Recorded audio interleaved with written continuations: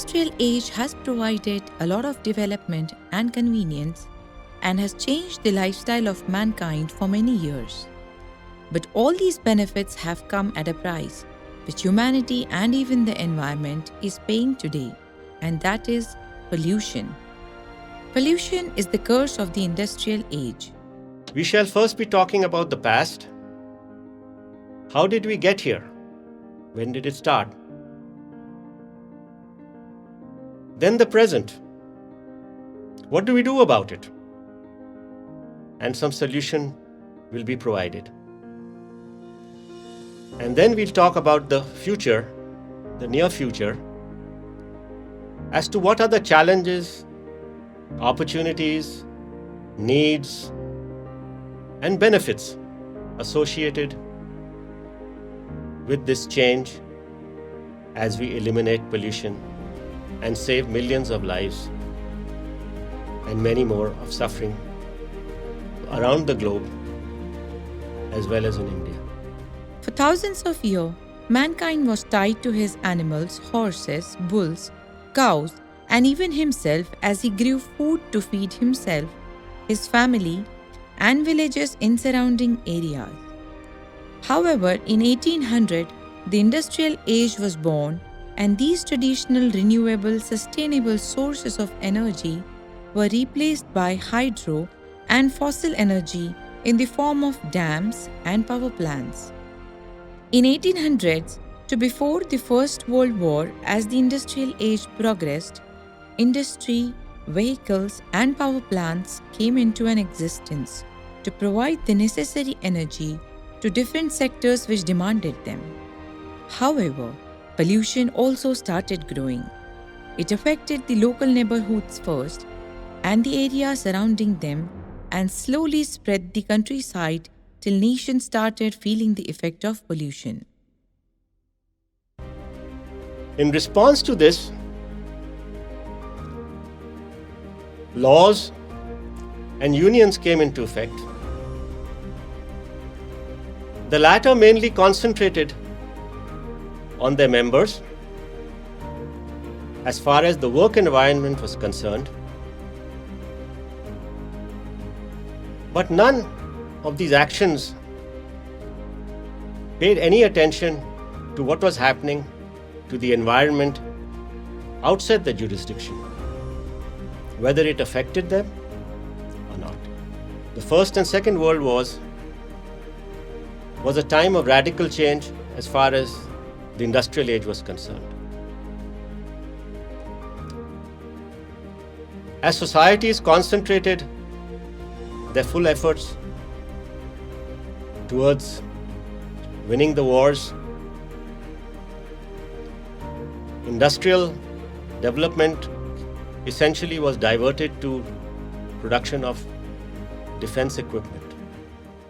After the Second World War, many nations demanded and achieved independence from colonizations. Virtually all countries wanted to benefit from the dividend of peace, and sought development and rapid growth was demanded by all people all over the globe.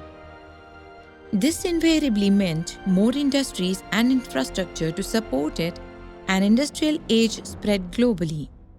This global spread of industrial age also created more pollution, which now rapidly was occurring all over the globe. To meet its energy appetite, the only option was to use fossil fuels to meet the demand of the various sectors of society, and pollution grew and grew and grew. A new form of energy, nuclear energy, appeared over the horizon and promised unlimited clean energy to the society, free from pollution. As pollution grew, the need for legislative action also came into existence, as the earlier actions of the unions prodding the government to do something was inadequate.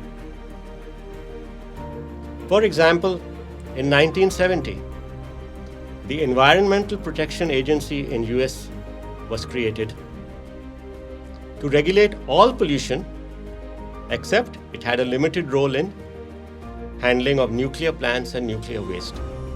As we will see later on, this had a tremendous impact on the pollution scenario. Now, it may be worth pointing out that 1970 means 50 years back. So for the last 50 years, the United States has this legislation to take care of the environment in place, but the results are quite limited and under continuous assault. India legislated its own Environmental Protection Act in 1986, and so did all the other nations around the world. The Environmental Protection Act in India once again limits the role of this legislation by excluding nuclear plants and nuclear wastes. In the meanwhile, pollution was rising, having health effects on every human being around the globe. We were surrounded by particulate matters, sulfur dioxide, mercury, heavy metals, which all affected human health, and in addition, nitrous oxide, depleted ozone, smog, acid rain started appearing, having their own direct and indirect effect on human health. It was identified that there was a climate change due to the greenhouse effect because of carbon dioxide emission from all fossil-using facilities, that is, power plants, industries, automobiles, airplanes, and so on. This greenhouse effect essentially results in a temperature rise. As the heat trapped by the atmosphere is unable to be dissipated at night into outer space, and gradually the temperature rises. In addition, many other applications releasing nitrous oxides and using CFCs, halons, refrigeration were damaging the ozone layer, which protects human life on Earth from ultraviolet from the sun. As this was happening, pollution spread from neighborhoods to the nations, the continents, and globally, no man or woman could escape now. Now that global pollution exists, it has become a global problem and hence demands global actions as national legislation is inadequate. The United Nations in 1988 created the Interplanetary Climate Change body called IPCC. 2 years later, in 1990, they came out with the first report confirming pollution damage that was also causing climate change. Henceforth, it was clear that it was pollution which was causing climate change, and if one has to fight climate change, one has to also fight pollution. Subsequent to that, the Community of Parties, called COP by the United Nations, was created in 1995. And you may have read about the Kyoto Protocol, Buenos Aires, the New Delhi, Montreal, Bali, Paris agreements have all been part of this particular program initiated by the United Nations in 1995 to do something about pollution. 20 years later, in 2015, the United Nations General Assembly passed a resolution for sustainable development and was called 2030 Agenda for Sustainable Development and had 17 Sustainable Development Goals. It started with the climate change but ended up with overall development as various parties and nations wanted to address all forms of issues, challenges, shortfalls in their countries. As you can see, this is a very, very large area which the SDG 17 covers. But in spite of that, these programs which we are presenting to you, cover about a dozen of these 17 goals of sustainable development. Subsequent to that, the United Nations Environment Programme was created to provide global leadership, to provide environment agenda to be completed by 2030 environmental agreements and targets. From where we are standing today, achieving this goal by 2030 looks impossible. In 2012, the United Nations Environment Assembly was created, which meets biannually.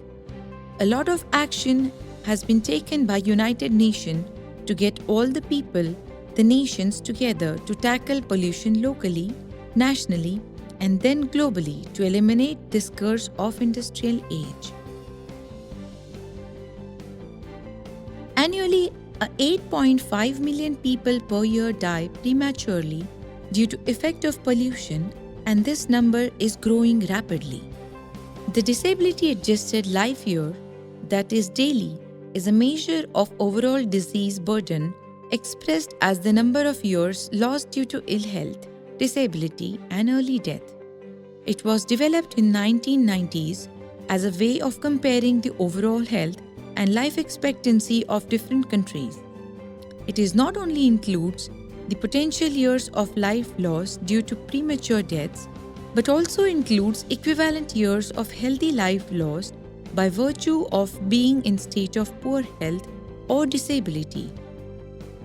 Today there are 275 million daily around the globe. Apart from health effects and human sufferings, environmental degradation is one of the biggest impacts of global pollution.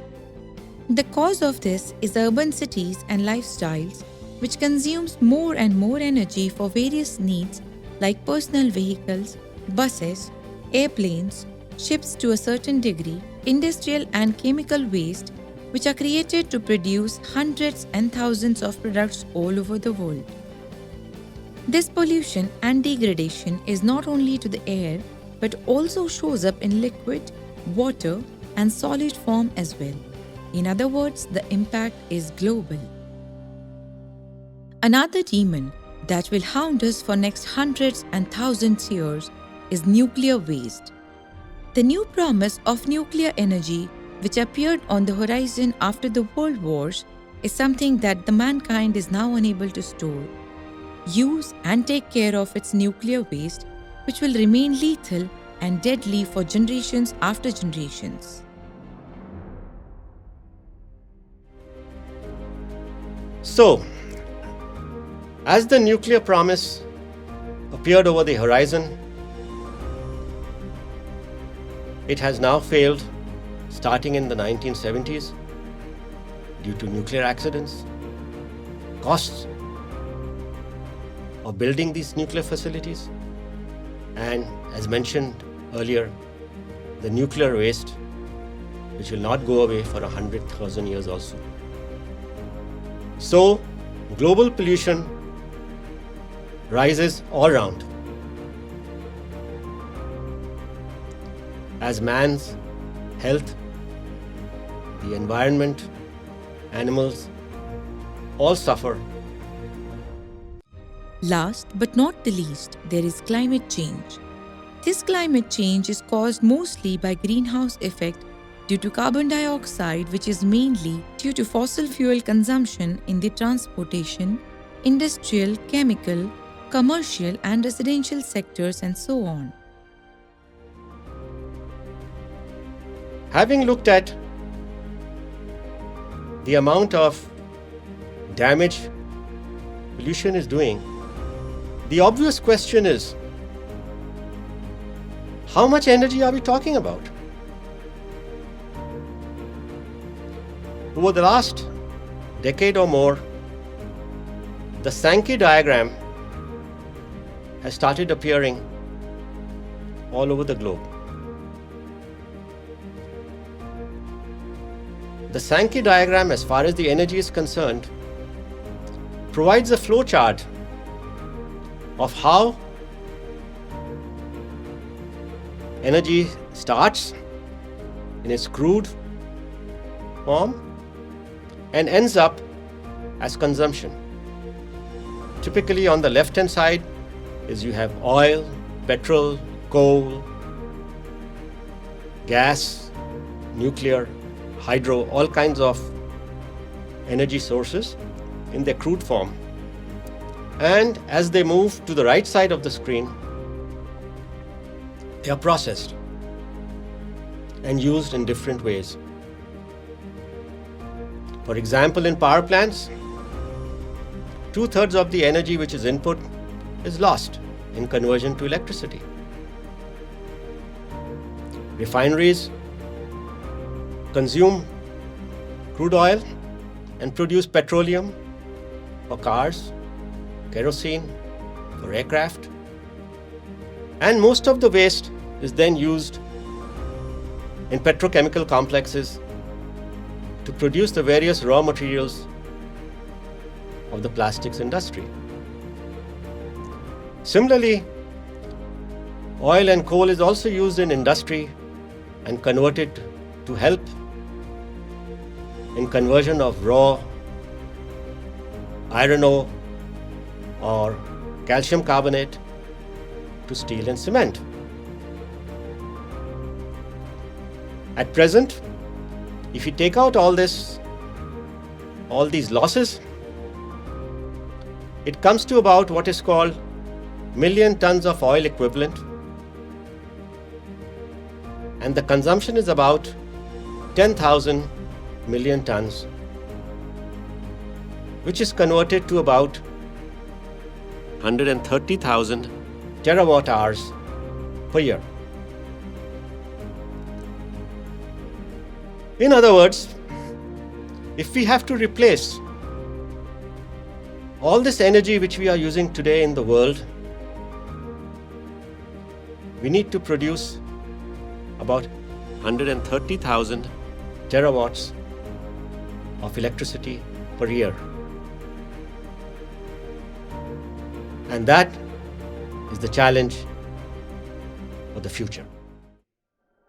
So, the major cause of pollution is the energy consumption globally, about 15,000 kilowatt hours per person per year, or 130,000 terawatt hours per year. This demand is met by fossil fuel, which is coal, oil, gas, with centralized fossil power plants providing electricity.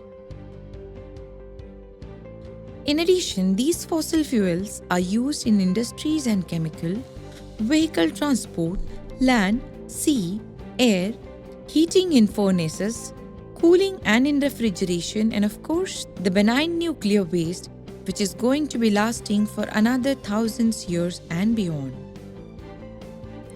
So we must think of a holistic solution of energy which will replace all these different types of fuels and their demands in various applications.